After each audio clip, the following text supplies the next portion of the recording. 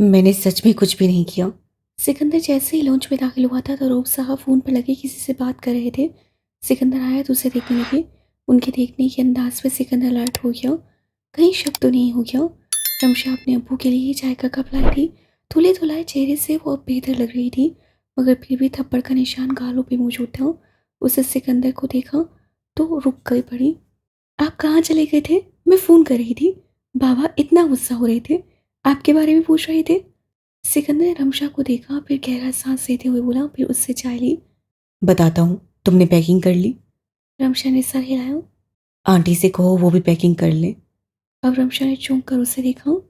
मतलब? मतलब सिंपल है कि आंटी और अंकल की भी टिकट्स बुक करवा लिए हैं। मगर सिकंदर, पापा तो जा नहीं सकते। पापा की तो ड्यूटी है और अम्मी पापा के बगैर कहीं नहीं जाती। जाएंगे, मैं कह रहा हूँ ना। जाओ तुम। मुस्कुराकर प्यार से उसे देखता हुआ अपने ससुर की तरफ बढ़ा। यंग मैन, सुना है उन लड़कों को किसी ने रिहा करा दिया है। सिकंदर को इसी बात की तवक्का थी। अब उसने उनके हिसाब वाला रिएक्शन दिया। वॉट? किसने रिहा किया है? मैंने कहा था अंकल मुझे डील करने दे, मगर आप लोगों को तो शौक है कानून के रास्ते पे चलने का। अब देख लिया हाल, मैं उनके टुकड़े टुकड़े कर देना चाहता हूँ। बताएं किसने रिहा किया है उन्हें। रऊफ साहब उसे देखने लगे, फिर उन्होंने चाय का कप उठाया। तुम्हें पता है सिकंदर, मैंने ये बाल धूप में सफ़ेद नहीं किए। तुम्हारे लहजे में अब भी गुस्सा है, मगर तुम्हारी आंखें पुरसुकून है। क्या किया उन लड़कों का? सिकंदर दूसरी बार कंफ्यूज हुआ था, वो भी अपने सी सुसर से। ये जमाली की तरह बिल्कुल भी नहीं है। कैसी बातें कर रहे हैं अंकल? आपको लगता है मैंने ये काम किया है? अगर किया होता तो आपको खबर न मिलती। वो अब मुस्कुराए। जो काम तुमने पर्दे में करना होता है वो तुम करते हो, और ऐसा करते हो किसी को 1% भी तुम पर शक नहीं होता। मेरी बेटी की मिसाल ले लो। सिकंदर सर पर हाथ फेरते हुए उनके साथ बैठा। मैंने सच में कुछ भी नहीं किया बेटे, मैं जमाल नहीं हूँ। रऊफ साहब ने उसके घुटने थपथपा कर कहा। अब सिकंदर को लगा उन्हें जमाल अजीम के बारे में बताना चाहिए। अंकल, जमाल अंकल पे किसी ने हमला किया है और वो अस्पताल में एडमिट है। रऊफ साहब जो उसे कुछ कहने वाले थे, एकदम साकित हो गए। सिकंदर ने उनसे चाय का कप लिया और टेबल पर रखा। मैंने रमशा आंटी और आपका टिकट बुक कर दिया है। रमशा को मैं नहीं बताऊंगा। आप और आंटी जमाल अंकल से मिलाएं। क्या हुआ उसे? वो ठीक तो है ना? वो हाथ से परेशान हो गए। आखिर को बीवी के भाई होने के साथ साथ उनके गहरे जिगरी दोस्त भी थे। क्रिटिकल हालत नहीं है, हन्नान ने मुझे बताया, मगर बाजू फ्रैक्चर हो गया है और कंधे पे गोली लगी है। सिकंदर ठहरे हुए अंदाज से उन्हें बता रहा था। शुमाइला को पता है? नहीं, और बेहतर है उन्हें बताएं मत। बस पैकिंग का कहिए और चले हमारे साथ। मैं रे को लेकर घर चला जाऊंगा, आप उनके साथ रहिएगा। उन्हें सिकंदर की बात एक तरह से ठीक भी लगी। अरे, मगर सिकंदर मुझे क्यों पैकिंग करने का कह रहा है? अम्मी ने बात सुनी तो हैरत से रमशा को देखते हुए बोली, पता नहीं अम्मी, उन्होंने कभी कोई काम किसी वजह के बगैर किया है। इस बार भी उनकी अपनी कोई सोच होगी। वो आपका टिकट बुक करवा चुके हैं। मैं तुम्हारे पापा के बगैर कहीं नहीं जाऊंगी मिशी। पिछली दफ़ा का इंजाम देख लिया था तुमने। उन्होंने ड्रेसिंग टेबल से रऊफ साहब की फाइलें उठाई और अलमारी की तरफ बढ़ी। मामा, मैं अब कवारी लड़की नहीं रही, मैं सिकंदर की बीवी हूँ। हम सब मेरे घर जाएंगे और मेरा घर शहर से बहुत दूर है। सही कह रही है आंटी। अब मेरी बीवी इतनी मिन्नतें कर रही है तो सुन लीजिए ना इसकी बात। सिकंदर की शरारत से भरी आवाज़ में उन दोनों ने सर उठाया। वो पेंट की जेब में हाथ डाले रमशा के साथ खड़ा हुआ। अंकल भी चल रहे हैं और उन्होंने कहा है कि पैकिंग शुरू कर दे। रे, तुमने भाभी को बता दिया? आईना हन्नान भाई से बात कर रही है, इसलिए मैं उससे बता नहीं सकी। ओके, तुम चलो। आंटी आप तैयार हो जाए, रात के 4 बजे फ्लाइट है हमारी। हम सुबह भी तो जा सकते थे सिकंदर। नहीं, बस हमें जल्द से जल्द जाना है। मैं अपने ज़रूरी काम छोड़ के आया हूँ और पहुँचते पहुँचते सुबह वैसे भी हो जानी है। उन्होंने सिकंदर को देखा, फिर रमशा को। उनकी नज़रों में जो बात लिखी थी वो रमशा को हंसाने पे मजबूर कर गई। उसका हंसना सिकंदर को चौंकने पे मजबूर कर गया। क्या हुआ? अम्मी आपसे डरती हैं। मेरे से? सिकंदर ने हैरत से अम्मी को देखा। वो बेचारी तो एकदम परेशान हो गई। मुझसे पूछने लगी कि आपका गुस्सा ऐसे ही होता है या आपने कभी मुझे कुछ कहा तो नहीं है। मिशी, तुम भी ना, मैंने बस ऐसे ही पूछा था। वो तो परेशान हो गई। नहीं, आपको मेरे जवाब से वैसे भी तसल्ली नहीं होनी थी। सिकंदर ने ही आपको रिलैक्स करना था। उससे सिकंदर को कोनी बाजू पे हल्की सी मारी। सिकंदर ने गला खंगारते हुए हैरत से उन्हें देखा। वो वाकई उन्हें डरा चुका था। जिस तरह से एंट्री मारी थी, उससे तो अच्छे अच्छे डर जाते। रे रे। वो जैसे ही लॉन्च में आया था चीखते हुए आया था। सब एकदम उसकी आवाज़ सुनकर डर गए। अलबत्ता रमशाय लाइन थी अपने कमरे में बंद, वो तकरीबन सो ही गई थी। बस सिकंदर ने शोर डाल दिया, रास्ते में आई चीज़ें भी तोड़ी। यहाँ आकर उससे जितना कंट्रोल किया था वो लावा बिल आखिर फट गया। उसकी रेत तकलीफ में थी। अम्मी ने देखा तो उसके अंदाज को देखकर डर सी गई। सिकंदर को इस रूप में देखना उन्हें कुछ अच्छा नहीं लगा। वो रमशा के कमरे में जाने लगा तो आंटी ने उसे रोका। वो समझी सिकंदर इस बात पे गुस्सा है कि रमशा उसकी इजाज़त के बगैर बाहर गई। उन्हें क्या पता था ये दीवाना उसकी तकलीफ पे पागल हो रहा था। सिकंदर जो रेख को जिंदगी की तरफ लौटते हुए पाकर मुतमईन हो गया था, आज फिर से पागल होने लगा। आंटी प्लीज मुझे जाने दे उसके पास, प्लीज। उन्होंने उसे रोका, समझाने की कोशिश की, लेकिन यह मामला ही और था। फिर रोज साहब आए, उसे संभाला और अपनी ताकत और गुस्सा इस्तेमाल करके उसे ऑफिस में घसीट कर ले गए। 1 घंटे बाद जब वो बाहर आया था तो काफ़ी हद तक ठंडा हो चुका था, मगर अपना गुस्सा रे के सामने भी उतारा था। वो रे के मामले में काफ़ी हसास था, उसे वैशी बनने में देर नहीं लगती थी। और ये रूप देखकर तो अच्छे अच्छे लोग घबरा जाते थे। ये तो फिर उसकी सास थी। सिकंदर उनके करीब आया और उनका हाथ पकड़ा और उन्हें सोफे पे बिठाया और उनके सामने घुटने के बल झुका। आपको मेरे से डरने की ज़रूरत नहीं है आंटी। मैं कभी आपको कुछ नहीं कहूँगा। आप मेरी माँ हैं और माँ होने के नाते अगर आप मुझे जूती भी मारती ना, ये भी आपका हक है। और मेरी मजाल है मैं ज़रा भी कुछ कहूँ। जानता हूँ मैं कभी कभार होशो हवास में नहीं होता, लेकिन मुझे सीधा करने के लिए ना सिर्फ रे है बल्कि आप और अंकल भी हैं। रही बात रे की, तो उसे डांटता ज़रूर हूँ मगर वो मेरी डांट को सीरियस नहीं लेती, बल्कि 10 मुझे सुनाती है।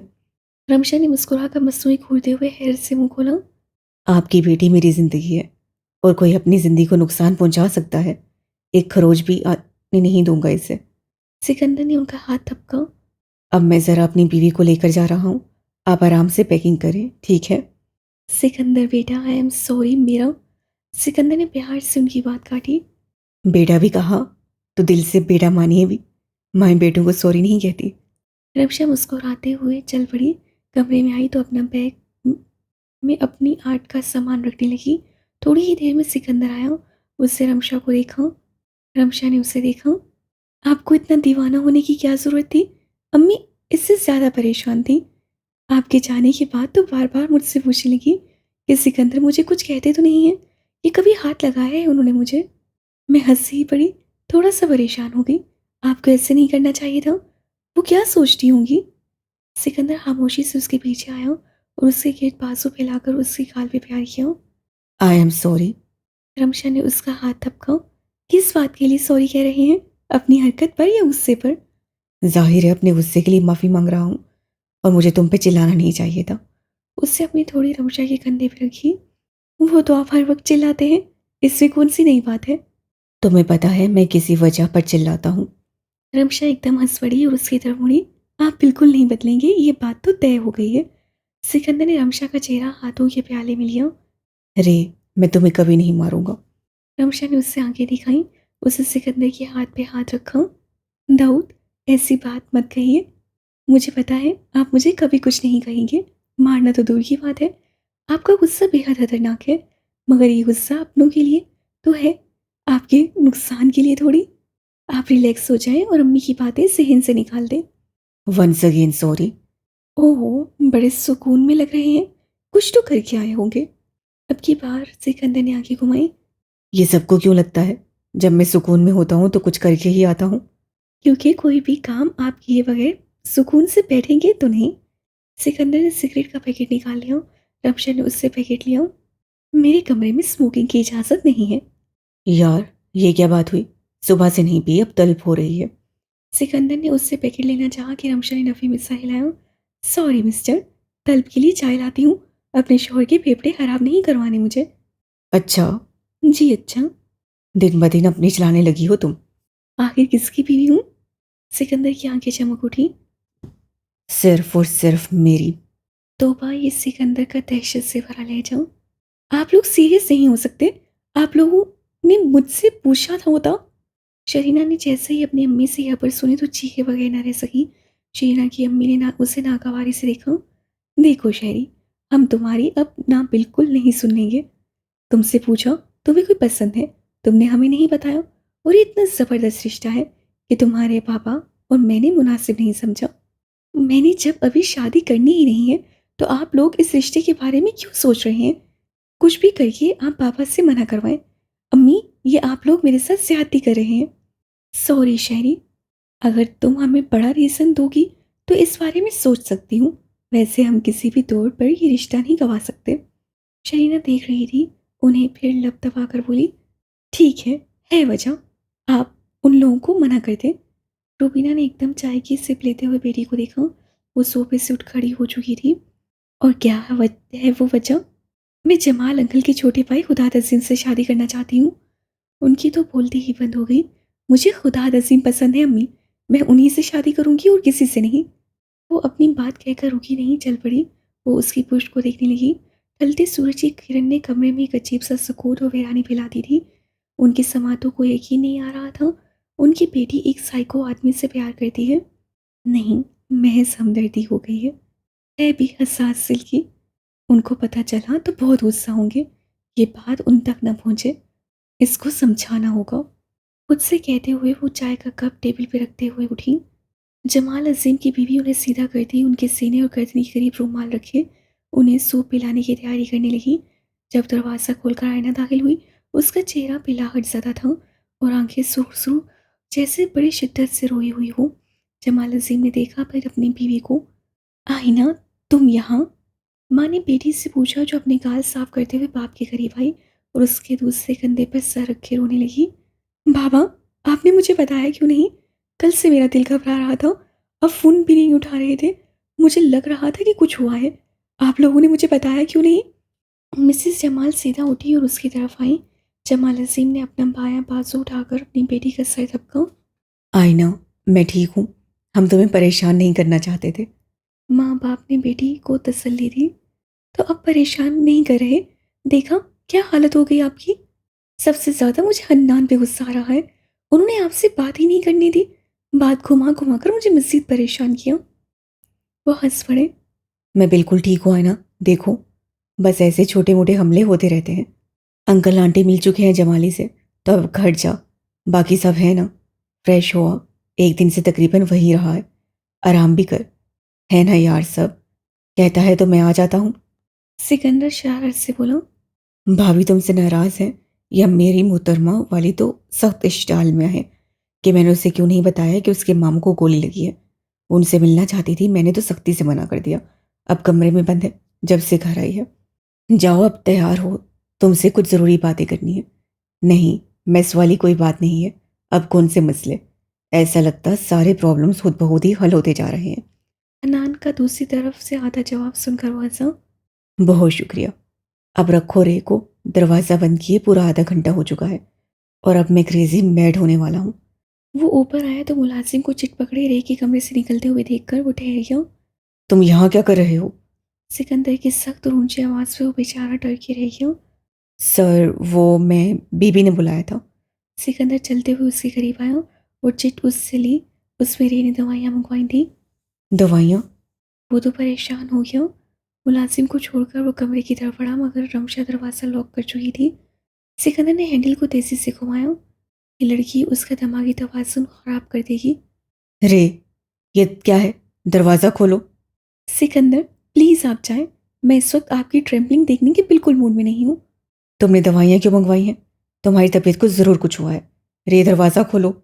सिकंदर ने जोर से दरवाजे पे हाथ मारा। मुझे कुछ नहीं हुआ सिकंदर, प्लीज़ मुझे 2-2.5 घंटे रेस्ट करने दे। और तुम्हें लगता है कि मैं 2-2.5 घंटे सुकून में रहूँगा, जबकि तुमने दरवाज़ा भी बंद कर दिया है? तुम इतनी मुश्किल क्यों हो रे? एक दिन भी सुकून की घड़ी मुझे बैठने नहीं दोगी। रमशा ने कोई जवाब नहीं दिया। सिकंदर को गुस्सा चढ़ा, जितना उसका बीवी आया होता था। एक दिन उसे लगता था गुस्से में वो अपनी नसें भी फाड़ देगा। उसके मामले में वो आखिर इतना वायलेंट क्यों था? रे, अब की बार रमशा ने दरवाज़ा खोला। रमशा की आंखें सुर्ख थीं और वह मुश्किल ही आंख खोल पा रही थी। तुम रो रही थी बस इतनी सी बात पर? तुम्हारी प्रॉब्लम क्या है लड़की? बीस गुस्से से उससे करीब आकर पीछे से दरवाज़ा जोर से बंद करके दौड़ा। रमशा ने थके हुए अंदाज से आंखें बंद की। सिकंदर, वो मेरे मामू हैं। मैं अब रो नहीं रही। मेरे सर में शदीद दर्द हो रहा है। मुझे नींद आ रही है, लेकिन सर का दर्द मुझे सोने नहीं दे रहा। इसलिए आंखें सुर्ख हैं। तो मुझे बताया क्यों नहीं? तुम मेरे से भी ज़्यादा मुश्किल हो। सर हिलाते हुए वो रमशा को बाजू में उठा चुका था और बेड तक लेकर गया, उसे लिटाया। रमशा उससे कुछ कहना चाहती थी, मगर वही बात शेर के मुंह में हाथ डालने वाली थी। लाओ तुम्हारा सर दबाता हूँ और डॉक्टर को बुलाऊं। एक ना एक दिन ज़रूर कुछ किया होता है। एक दिन तो मुझे सुकून से बैठने दिया करो। वो इंटरकॉम उठाकर फोन कान से लगाते हुए बोला। हेलो, बीबी के लिए पेन किलर और गर्म दूध का ग्लास लेकर आओ। जमाली के लिए इतना रोई कि अपने सर में दर्द करवा दिया। उसकी बंद आंखों को प्यार करते हुए वो रमशा से बोला, जो घूरते हुए उसे देखने लगी। अच्छा यार, मिलवा दूंगा उससे। ऐसे तो मत देखो, मगर अगर जेल में चला गया तो फिर ना रोना। इस वक्त तो वाकई आपको अंदर कर देना चाहिए। ये जमाली क्या होता है? सिकंदर, आप मेरे मामू से ऐसे मुहातिब होते हैं? उठने लगी कि सिकंदर ने उसे तेज नजरों से उसका सर और कंधे पर हाथ रखा, उसे दोबारा लेटने का इशारा दिया। मेरा जिगरी यार है, उसे भी बुरा नहीं लगता। तुम कौन होती हो बुरा मानने वाली? भांजी उनकी। और अब प्लीज जाइए, इस वक्त मैं आपकी ट्रैम्पलिंग नहीं सह सकती। आप कभी कभार बहुत ज्यादा हो जाते हैं। औरत हो और सदा की नाशुक्री, इसमें कोई शक नहीं। वो उसका सर दबाने लगा। रमशा ने उसका हाथ उठाने की कोशिश की, लेकिन सिकंदर ने उसका हाथ हटाकर अपने काम में लग गया। आराम करो, बेफिक्र हो। उसकी बेटी और बहन है। हाँ, मैं तो यहीं बैठ कर कुड़ूं, सबसे कटकर आप तक ही रहूं। सिकंदर उसके रूठने पे हंस पड़ा। इसमें कोई शक? मेरी चीज़ मेरे तक रहे। मैं कोई चीज नहीं हूँ। मेरी तो हो। सिकंदर ने उसके बालों में हाथ फेरा। रमशा ने उसे देखा, फिर करवट लेकर उससे रुख मुड़ चुकी थी। सिकंदर कुछ कहने लगा जब उसका फोन बज उठा। उससे देखा हन्नान उसे कॉल कर रहा था। हेलो, अब क्या हुआ? क्यों? टीवी में ऐसा क्या आ रहा है जो मैं से खोलूं? क्या बात है, तू इतना टेंस क्यों लग रहा है? रमशा ने चौंक कर सिकंदर को देखा, जो टीवी का रिमोट कंट्रोल उठाकर टीवी ऑन करके चैनल चेंज करके एक न्यूज़ चैनल पे रोक दिया था, जहाँ पे खबर आ रही थी। रमशा ने देखा तो वो भी उठ पड़ी। जस्टिस हदीद आलम का बेटा फारूक आलम अगवा। बख्तावर कमरे से निकलकर नीचे की तरफ जाने लगी। एकदम उदाद की आवाज़ से रुक गई। तुम तैयार हो गई? बख्तावर ने मुड़कर देखा, वो भी अपने कमरे से निकला था। उसे देखते ही पूछ बैठा, जी मैं तो तैयार हूँ, लेकिन कहीं जाना है? वो मैं सोच रहा था कि अभी लैब चले जाते। असल में मुझे रात को काम है, इसलिए तुम्हारा काम अभी निपटा लूं। अच्छा, ये ठीक है। रात को वैसे भी मुझे नींद आने लग जाती है। मैं अपना बैग अभी लाई। पिस्ताशो कलर के लॉन्ग शर्ट और वाइट पैंट में वो मासूमियत का पैकर लग रही थी। उदात ने अपनी नसें फेरी और साह हिलाया। वो इस वक्त दोनों गाड़ी में बैठे थे, जब बख्तावर ने उससे पूछा, आप आखिर काम क्या करते हैं? डॉक्टरी तो आपने छोड़ नहीं दी थी। उदात एकदम उसकी बात पे चौंक पड़ा। उससे बख्तावर को देखा, जो उसे ही देख रही थी। ये किस तरह का सवाल हुआ भला? वो ना चाहते हुए भी अपने लहजे में सर मेरी ले आया। ओहो डॉक्टर, आप आजकल बिजी रहने लगे हैं, कहीं काम से भी जाते हैं? तो मैं पूछ रही हूँ कि आप क्या काम करते हैं? और आपको लगता है कि मैं ये बात बताने का पाबंद हूं आपको? ऑफ कोर्स बताना तो चाहिए। एक तो बड़े हमसे पूछते हैं, कौन सी क्लास में हो, क्या पढ़ रहे हो, क्या कर रहे हो, कितने नंबर आए, कितना कमा लेते हो। तो क्या हमारा हक नहीं बनता कि हम पूछें? और ये तो गलत बात हुई ना, जब आप नहीं बता सकते तो हमसे पूछते क्यों हैं? वो कहते हुए डैशबोर्ड को ऐसे बिला वजह खोलने लगी। उदात ने फौरन से हाथ उससे बंद किया। वहां से इशारा था कि उसकी चीज़ों को हाथ न लगाया जाए। बहरहाल, उन लोगों की लिस्ट में मैं शामिल नहीं हूं, तो मैं जवाब देने का पाबंद नहीं। बख्तावर कुछ कहने लगी कि उदात का फ़ोन बज उठा। उससे देखा तो हैरत की इंतहा। उस सैफा की कॉल थी। उससे फ़ोन उठाया और कानों से लगाते हुए बोला, अस्सलाम वालेकुम, कैसे हो? मैं ठीक हूँ, इधर लाहौर में हूँ। क्यों, क्या हुआ? कोई काम है? हॉस्पिटल क्यों? बात सुनते ही उदात का चेहरा सफ़ेद हो गया। उससे गाड़ी एक जगह रुकी। बख्तावर ने हैरानगी से देखा। वो ठीक तो है ना? कोई खतरे की बात तो नहीं है ना? मैं भी आता हूँ। उससे फ़ोन बंद किया और स्टीयरिंग को थामे उससे गहरे सांस लेते हुए बख्तावर को देखा, जो उसे देखने लगी। क्या हुआ डॉक्टर, आप ठीक तो है ना? उदात ने नफ़ी में सर हिलाया और बिना कुछ कहे गाड़ी रिवर्स में की। बख्तावर को हुदात का अंदाज ठीक नहीं लगा, मगर उसे इस वक्त छेड़ना बिल्कुल ठीक नहीं था। खबर जो भी थी, बुरी ज़रूर थी। उससे खुदा डिस्टर्ब हो गया था, ये साफ पता लग रहा था। आप रो क्यों रही हैं? मैं बिल्कुल ठीक हूँ, देखें। अब वो रोए भी ना जमाल। तुमने हमें इत्तला क्यों नहीं दी कि हम इतने गैर हो गए हैं तुम्हारे लिए? रऊफ साहब ने तेजी से जमाल सिंह को कहा, जो उनके खुरकने पर हंस पड़े। मिसिस रऊफ ने अपने आंसू दुपट्टे से पूछे, मैं तो बिल्कुल गैर हो गई हूँ ना इनके लिए। खबर करना तो दूर, पूछने तक छोड़ दिया है मुझे। मैं तो बिल्कुल अकेली होकर रह गई हूँ। दुरायना की माँ ने अम्मी के कंधे पे हाथ रखकर उन्हें संभाला। आप ही, ऐसी बात नहीं है। हम अभी भी आपसे प्यार करते हैं। बस आपकी पहले ही तबीयत ठीक नहीं थी। दूसरा, सारा दिन आप डिप्रेशन में रहती हैं, तो हमको परेशान करना नहीं चाहते थे बस। अब परेशान नहीं हूँ, उल्टा पहले से ज़्यादा दुख हुआ। अगर हमें हन्नान बेटा और आनिया बताती ना, तो हम तो लाइल्म रहते। अच्छा, माफ़ी चाहता हूँ मैं। इस सर रोकर आप मुझे परेशान कर रही हैं। जमाल अजीम ने दूसरे हाथ से बहन का हाथ पकड़कर उन्हें समझाते हुए कहा। उन्हें खुशी हुई थी, एक तरफ कि उनकी इस हालत पर उनकी बहन और दोस्त आए, ऐसे ही रंजिशें ख़त्म तो हुई। जो कुछ होता है अच्छे के लिए होता है। उनका बड़ा बेटा भी फ्लाइट पकड़कर बस आज रात को पहुंचने वाला था। जब उससे बाप की खबर सुनी, सब आ चुके थे, बस वो नहीं आया था जिसका इंतज़ार उन्हें शिद्दत से था। आदाद, उनका छोटा और लाडला भाई, जो उनके बेटे से भी बढ़कर था। गहरा सांस लेकर वो अपने दोस्त को देखने लगे, जो उन्हें देखकर हल्का सा मुस्कुराए थे। वे बहन को, जो भाई का हाथ जोर से दबाकर उनके लिए दुआ कर रही थी। फारूक की कोई इत्तला? मिसेस हदीद रोते हुए अंदर दाखिल होते हदीद आलम से बेकरारी से पूछने लगी। हदीद आलम के चेहरे पे मायूसी थी। कोई खबर नहीं, मगर पुलिस वाले उसकी खोज में लगे हैं। जमाल से मिलने गया था, मगर वहाँ खबर मिली कि उस पर हमला हुआ है, तो फिलहाल उससे मिलना गया है। यहाँ मेरा बच्चा गायब हो गया और आप लोगों की आदत करने गए थे। कुछ तो खुदा का खौफ करें, मेरे बच्चे को ढूंढे प्लीज़। वो जोर से बोलते हुए बिलक उठी। उनकी पहली औलाद फ़ारूक ना जाने कहाँ चला गया था। उसके सारे दोस्त कोलीग लाइल थे, एक से मिलना जा रहा था रात के वक्त, मगर वो आया नहीं। गाड़ी भी उसकी यहीं थी। आखिर क्या खाऊं? संभालो खुद को बेगम। अनीका, अनीका। अनीका बाप की आवाज़ सुनकर भागते हुए आई। उसकी भी आंखें रोने के बायस सूजी हुई थी।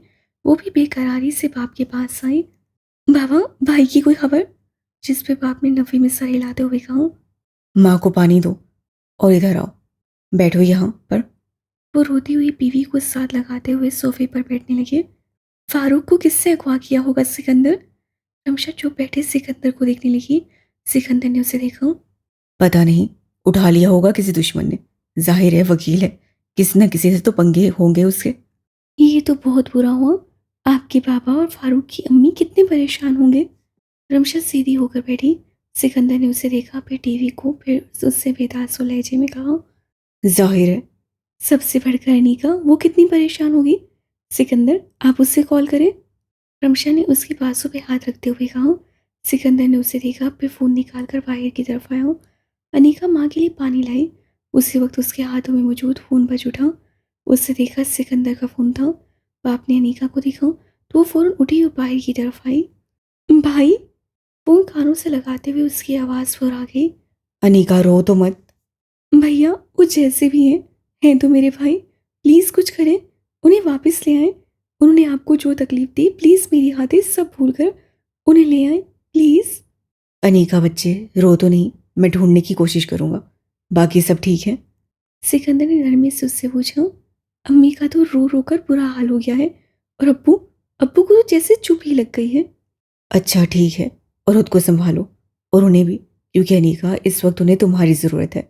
मैं ऐसे नहीं कह रहा, सच में दे नीड यू। ओके, अब रोना बंद करो। ऐसे कमज़ोर और बुज़दिल लोग रोते हैं। सिकंदर मजीद उसे कुछ कहते हुए फ़ोन बंद कर चुका था। मुड़ा था कि रमशा खड़ी उसे देख रही थी। सिकंदर, आप उनके पास चले जाएं, दे नीड यू। सिकंदर की माथे पे इस पल पे बल आ गए। वो मेरी फैमिली नहीं है। मेरी फैमिली सिर्फ तुम लोग हो। सिकंदर, एक भी लफ्ज़ नहीं रमशा। उससे सख्त लहजे में रे की बजाय रमशा कहा। रमशा चुप हो गई। जाकर आराम करो, मैं ऊपर जा रहा हूँ। कहते हुए वो रमशा के सामने से गुजरा। रमशा ने गहरा सांस लेते हुए मुड़कर उसे ऊपर की तरफ जाते हुए देखा। हम हॉस्पिटल क्यों आए हैं, प्लीज़ बताएं, आप मुझे डरा रहे हैं। वो उसके साथ चलती बोलते हुए रिसेप्शन की तरफ आई, जहाँ हुदाद जमाल अजीम के बारे में पूछा। जमाल अजीम, ये कौन है? लेकिन उसे तसल्ली हो गई कि उसका कोई अपना नहीं है एडमिट, मगर वो जो कोई भी था, हुदाद का कोई बहुत करीबी अजीज शख्स था। हुदाद को जैसे ही रूम नंबर बताया गया, वो तेजी से लिफ्ट की तरफ बढ़ा। बख्तावर उसके पीछे ही पीछे थी। शरीना की अम्मी और अब्बू भी वहीं मौजूद थे और लिफ्ट में उनके साथ दाखिल हुए थे कि शरीना के अब्बू हुदाद को पहचान गए। उनके चेहरे पे तमस्सुर मुस्कुराहट फैली। ओह, तो मगरूर लोगों को अपने सगे रिश्तों की बिलाखिर याद आ गई। या इस बार भी किसी ने मिन्नतें की हैं आपकी? हुदाद ने उन्हें एक नज़र देखा और अपनी मुठियाँ भींची, ये कौन होते हैं मुझे कहने वाले? मगर कुछ सोचकर उससे कंट्रोल किया। बख्तावर ने नासमझी सुने, फिर हुदाद को देखा। शहरी के पापा, रुबीना बेगम ने तनबी नजरों से उन्हें देखते हुए कहा। फिर हुदाद को देखा। हुदाद, गुड टू सी यू। काफ़ी पतले पतले से लग रहे हो, मैंने तुम्हें पहचाना नहीं। जिस पे हुदाद ने सर के हम से उन्हें जवाब दिया। ये लवली लेडी कौन है तुम्हारे साथ? तुम्हारी वाइफ? बख्तावर का ना सिर्फ मुंह खुल गया बल्कि सुर्ख हो गया, जबकि हुदाद ने झटके से उन्हें देखा। वो कुछ कहने लगा कि लिफ्ट खुल गई। वो चल पड़ा तो बख्तावर भी उसके पीछे गई। जमाल नसीम के रूम में इस वक्त हुज़ैफा और हमशा की नानू मौजूद थी। हुदाद दरवाज़ा खोलकर अंदर दाखिल हुआ तो सब उसको देखकर सबसे पहले चौंके, फिर उन्हें हैरत का झटका लगा। हुदाद, मेरे बच्चे। सबसे पहले माँ ही तड़प कर बोलती हुई उठी। हदाद आगे आया और माँ ने बढ़कर बेटे के साथ लगकर रोना शुरू हो गई। जमाल असीम ने हदाद को फिर सामने उसकी चौड़ी पुष्प पे छुपी एक छोटी सी लड़की को देखा। ये कौन है? उससे अपनी आंखें खोली तो फिर रोशनी पड़ने पर उससे तकलीफ से बंद की। उसकी आंखें रोशनी से पता नहीं क्यों चुप रही थीं। वो बार बार अपनी आंखें खोलने की कोशिश करता और आंखों में होती चुभन उसके मकसद में कामयाब नहीं होने देती थी। उसे महसूस हो रहा था कि उसके हाथ पीछे से बांधे गए हैं और वो ना सिर्फ हाथ, उसके पैरों को भी बांधा गया था। वो कुर्सी की बजाय ज़मीन पे था और उसे ज़मीन पे कुछ रेंगता हुआ भी महसूस हुआ था, लेकिन सर के दर्द से वो ज़्यादा उस बारे में सोच नहीं सका था। फिर एक दिल खराश चीज़ से डरकर उसने अपनी आंखें खोली। दर्द तो अभी भी हो रहा था, लेकिन उसका ध्यान अब चीखों पर चला गया था। ये क्या था? दाएं जानिब से एक बार फिर किसी की दर्दनाक चीखें सुनाई दी। फिर उसने ज़रा से फासले पर किसी को देखा तो बिल्कुल फ्रीज होकर रह गया। उस शख्स का चेहरा खून से लथपथ हुआ और दर्द से चिल्ला रहा था। फिर उसने किसी के चमकते बूट दिखाई दिए जो सीधा उसके हाथों को कुचलने की कोशिश करने लगे। तुम्हारी जुर्रत कैसे हुई उसे थप्पड़ मारने की, बताओ मुझे। जब उससे कहा था कि सिकंदर की बीवी है वो, तो तुमने मौत के दरवाजे पे दस्तक क्यों दी, बोलो? उससे बड़ी जानी पहचानी धार सुनाई दी। सर उठाकर देखा तो वो साकित हो गया। वो शख्स अपने वहशतनाक रूप लिए और कोई नहीं, सिकंदर भा था, उसका सुतेला भाई। सिकंदर, तो सिकंदर ने उसको किडनैप किया है। सिकंदर गहरे गहरे सांस लेता उसे देखने लगा, फिर रुक कर उसे देखने लगा, वो जो उसे देख रहा था। सिकंदर के चेहरे पे बड़ी दिल शिकन मुस्कुराहट फैली। हेलो लिटिल ब्रदर, नज़ारे के मज़े ले रहे हैं क्या आप? उफ, ऐसी शैतानी मुस्कान थी उसकी कि फारूक तेजी से निगाहें फेर चुका था। चीखें एक बार फिर सुनाई देने लगी, साथ में मजाक उड़ा देने वाली हंसी सुनाई दी। ऐसे खौफनाक माहौल बन चुका था कि कोई हद नहीं। ये कौन है हदाद? हदाद अपने अब भाई से मिल रहा था कि अम्मी ने बख्त को देखते हुए हदाद से पूछा। हुज़ैफा की एकदम दिलचस्प से छोटी सी बख्त पर गई थी। बख्तावर, ये मेरी अम्मी है, और ये मेरे भाई, और ये मेरा भतीजा। हदाद ने बख्तावर को सबसे इंट्रोड्यूस करवाया। बख्तावर हदाद की अम्मी से मिली। इस पल दरवाज़ा नॉक करके शरीना की अम्मी अब्बू आए। जमाल नसीम बार बार उस लड़की को देख रहे थे, पता नहीं क्यों, जैसे ये लड़की देखी देखी लग रही थी। हदाद, ये कौन है? जमाल नसीम ने हदाद से पूछा। हदाद कहने ही वाला था कि शरीना के अब्बू आगे बढ़े और जमाल से मिले। क्या हाल कर दिया है जमाल, अब तो रिटायरमेंट ही ले लो। वो हंसे, फिर उन्होंने शरीना की अम्मी को सलाम किया। एक कन्फ्यूजन भरा माहौल सा बन गया था। बख्तावर ने बाहर जाना मुनासिब समझा। अरे रुको तो सही बेटा। नहीं अम्मी, आप सब बैठे, मैं भी आया। बख्तावर। बख्तावर ने सर हिलाया तो वह हैरत से उन दोनों को बाहर जाता हुआ देखने लगी। अदात ने तो शादी भी कर ली और बताया ही नहीं। वैसे बड़ी प्यारी बच्ची है, आप लोगों को पता था? अब उनकी बात पर सबको झटका लगा। उदात ने शादी भी कर ली? कब, कैसे? वो तो हन्नान के घर पे होता था।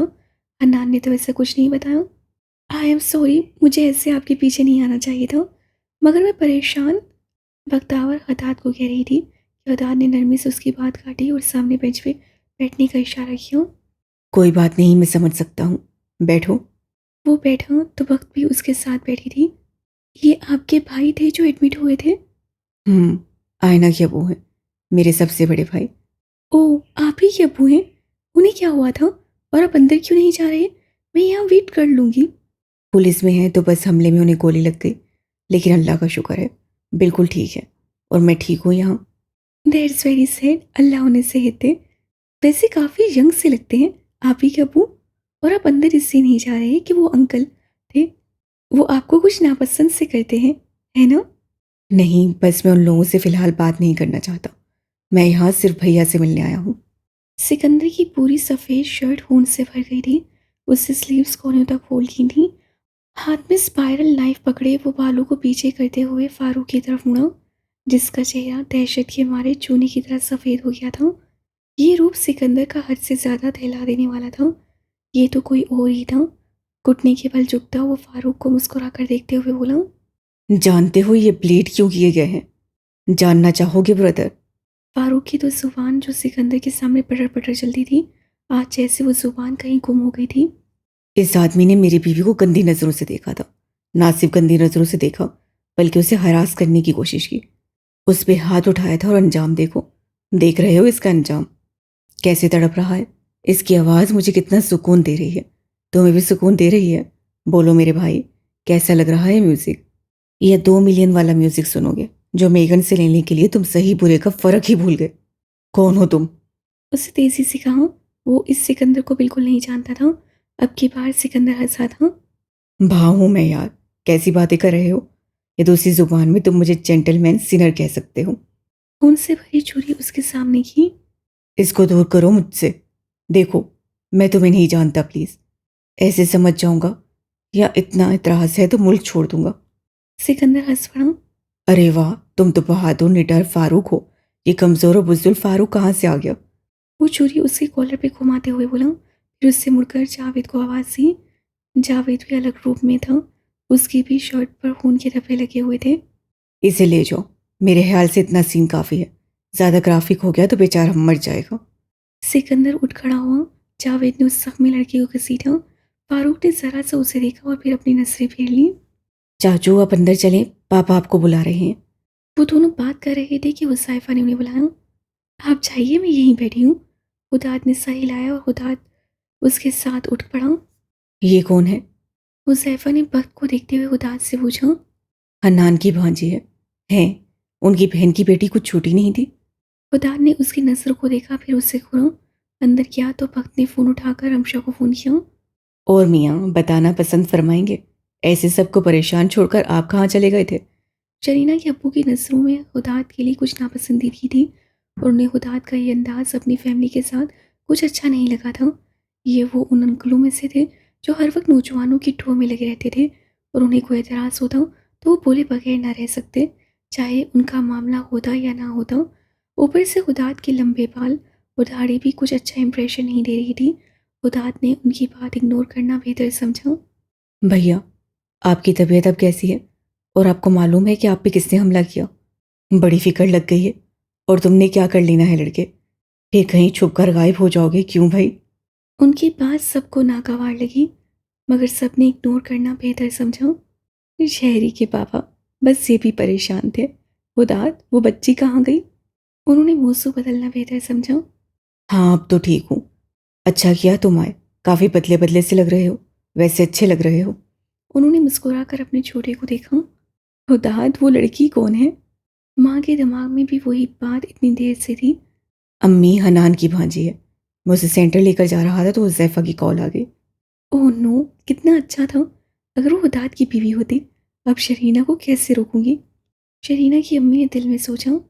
ओहो, हम समझे तुम्हारी बीवी थी। वैसे इतनी छोटी लड़की इसकी बीवी भी कैसे हो सकती थी? ये बुढ़ा जरा बाहर निकले तो इसकी चमड़ी उधेड़ के रख दूंगा। हुदाद मुस्कुराते हुए उस खपती बुढ़े को देख रहा था। इंतहा का बदतमीज लड़का मैंने आज तक नहीं देखा। और हुलिया देखा था, लड़की लेकर घूम रहा था।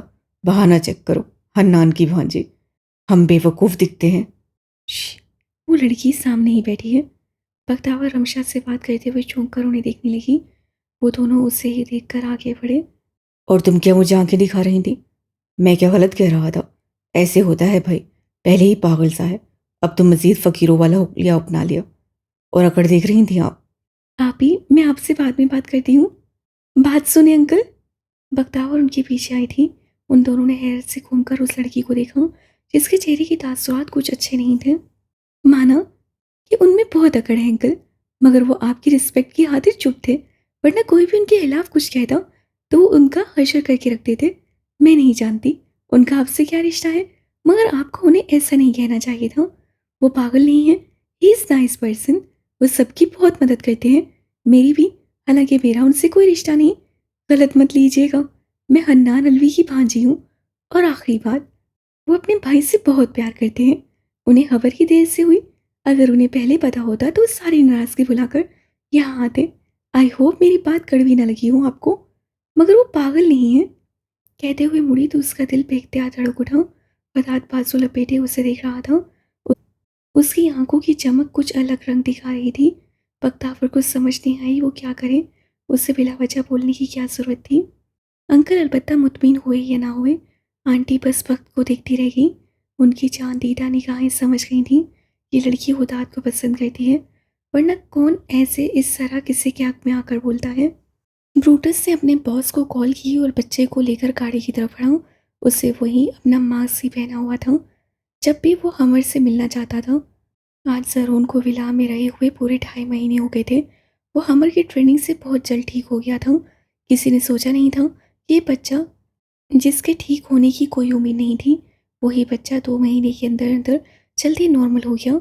ना सिर्फ नॉर्मल हुआ, बल्कि डिसिप्लिन में आ गया और मेच्योर भी हो गया। ये सब कारनामा हमर का ही था। उसका मानना था कि ड्रग्स लेते हुए भी ये सारा नॉर्मल था, तो उसका जल्द ठीक होना बनता था। जब जब कोई बच्चा ठीक होता था तो ब्रूटस उस बच्चे को लेकर बॉस के पास जाता था और बॉस फैसला करता था कि अब उस बच्चे का क्या करना है। आज ज़रूर उनका फैसला होने जा रहा था। सामने ब्लैक BMW खड़ी हुई थी। उसका पिछला दरवाज़ा खोलकर जरून को उससे बिठाया। जरून ने कोई सवाल नहीं किया। उसके जाने से पहले ही हमर उसे सारी बातें बता चुका था कि उसके साथ क्या होगा। वो अंदर बैठा तो उससे एक लंबे चौड़े आदमी को देखा जिससे खुद एक मास्क पहना हुआ था, मगर ये स्माइली फेस वाला मास्क था। हेलो, तुम ज़रून हो ना?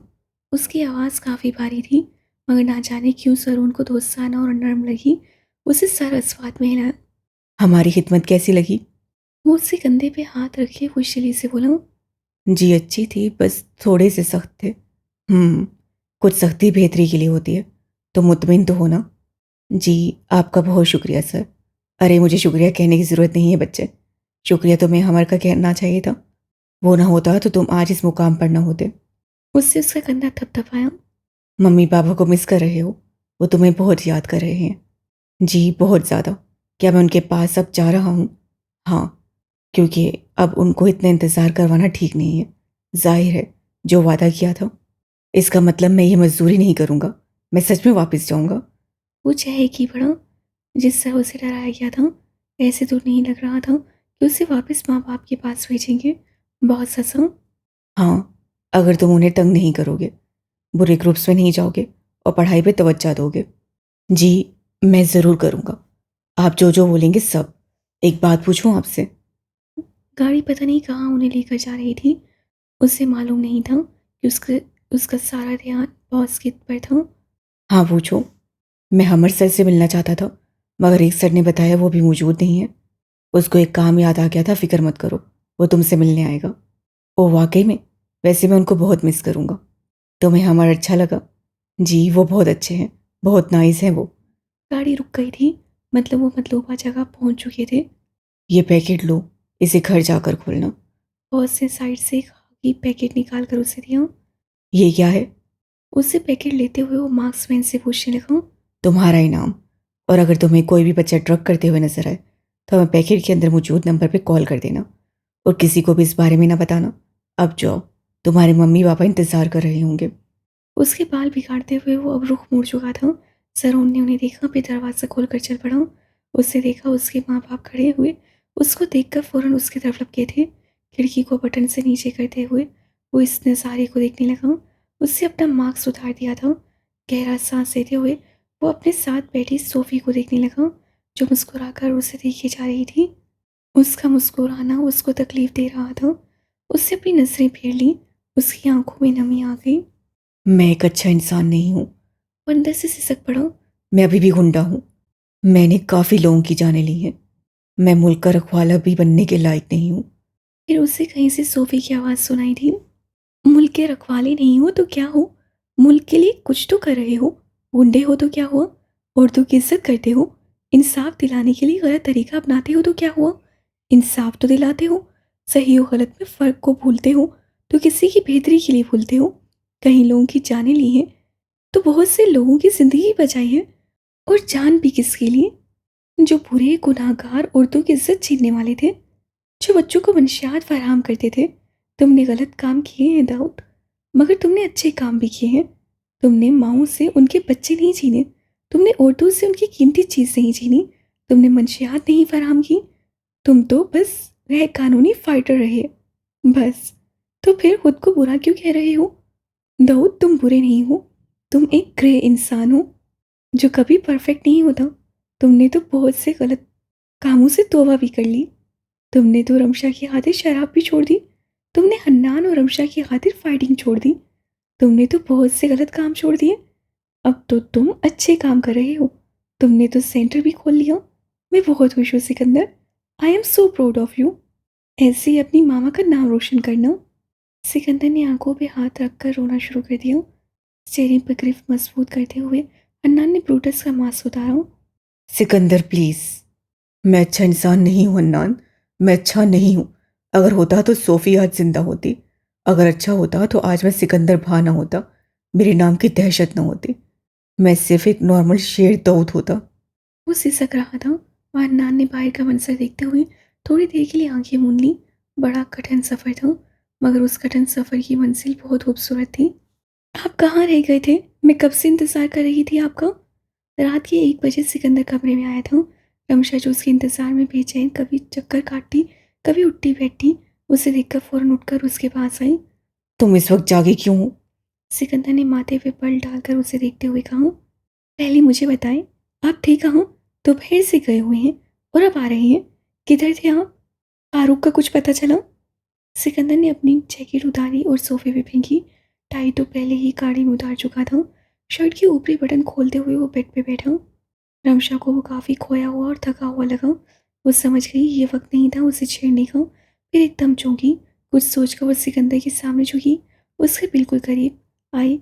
इतनी कि सिकंदर ने हैरत से उसे देखा। फिर वो समझ गया। मैं अपने वादे को निभा रहा हूँ रे। मैंने शराब नहीं पी। आपने नमाज़ पढ़ी? रमशा पीछे होते हुए उससे पूछने लगी। सिकंदर ने अपनी आंखें ज़ोर से बंद की। उससे जब कोई जवाब नहीं दिया तो वो समझ गई। चलें उठें, जाकर फ्रेश होकर आएँ। मैं आपके कपड़े निकालती हूँ। उसके बाद आप नमाज़ पढ़ेंगे। तब तक मैं आपके लिए खाने के लिए कुछ लाती हूँ। उसे सिकंदर का बाजू पकड़ कर खींचा। रे, मैं चला जाऊँगा। उससे बेसहारी से रमशा को कहा। रमशा ने उससे घूरा। मैं आपके कोई बहाने नहीं सुनूंगी दाऊद, उठे। रमशा के जोर देने पे वो बिल आकर उठ गया और ड्रेसिंग रूम से गुजर कर बाथरूम चला गया। रमशा गहरा सांस लेते हुए अब उसका जैकेट उठाने लगी। उसकी जेब से उसका वॉलेट और फ़ोन निकाल कर टेबल पर रखने लगी कि वो एकदम से अपने हाथ पे चुभन सी हुई सी करते हुए उससे अपना हाथ बाहर निकाला तो देखा उसकी उंगली हल्की सी कट गई थी। उससे बड़ा ध्यान से वो चीज़ निकाली तो हैरत से उसका मुंह खुल गया। स्पाइरल छुरी उसके हाथ में थी। ये उसने किस चीज़ के लिए रखी थी?